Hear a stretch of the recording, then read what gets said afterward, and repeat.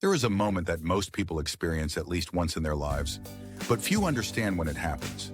One day everything feels normal. Conversations flow easily. People listen when you speak.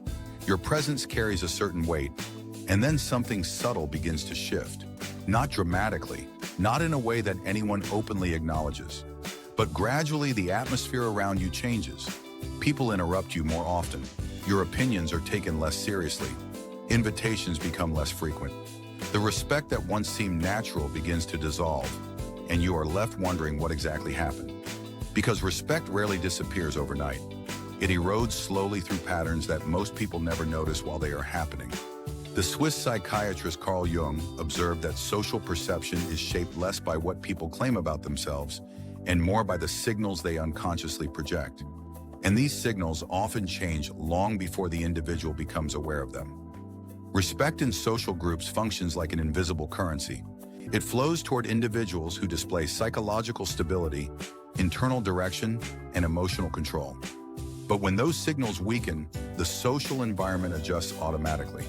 The first shift often appears in small behaviors. Someone challenges your opinion with less hesitation. Another person ignores a suggestion you make. These moments seem insignificant on their own, but they accumulate, and slowly the group recalibrates its perception of your position.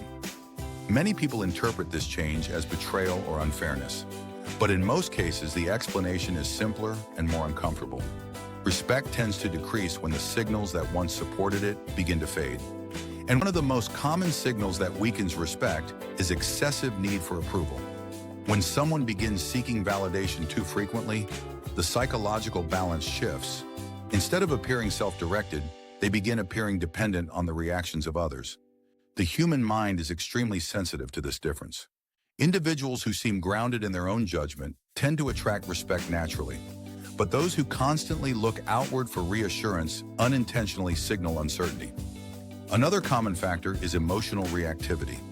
When someone reacts strongly to criticism, disagreement, or minor social tension, observers register something important.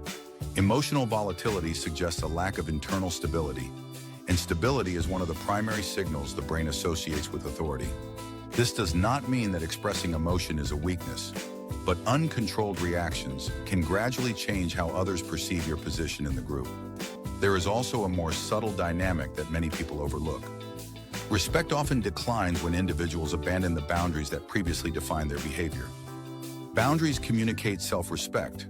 They indicate that a person has clear standards for how they allow themselves to be treated. But when those boundaries weaken, the environment responds quickly. The group unconsciously tests the new limits. If resistance does not appear, the pattern stabilizes. Over time, the individual who once commanded respect begins occupying a different psychological role within the hierarchy. Jung describes something similar when analyzing the relationship between identity and social perception. He believed that individuals project an internal image of themselves into the world. This projection is rarely deliberate. It emerges naturally from the person's relationship with their own sense of value. When that internal image becomes uncertain, the external signals change accordingly. The environment reads those signals and adjusts its response. This is why respect is not primarily controlled by words or explanations. It is shaped by the deeper psychological patterns behind behavior. Someone may insist verbally that they deserve respect, but if their actions communicate insecurity, the message becomes contradictory, and the human mind trusts behavior more than statements. Interestingly, people who experience a sudden loss of respect often try to repair it through the wrong strategy. They attempt to argue their position, explain themselves, or prove their worth through increased effort. But these responses rarely restore the original dynamic, because respect does not grow through persuasion. It grows through perception. The environment must observe consistent signals of stability before recalibrating its view again. This process takes time. It requires behavioral alignment rather than verbal defense. Individuals who successfully rebuild respect usually begin by reestablishing internal clarity. They stop chasing validation and instead focus on developing confidence in self-direction. They respond to challenges calmly instead of reactively.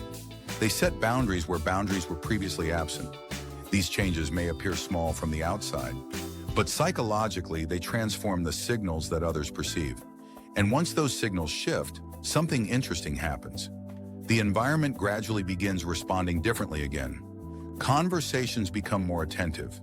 Interruptions decrease. Opinions regain influence. Respect returns not because it was demanded, but because the internal structure that generates it has been restored. This reveals one of the most important truths about social dynamics.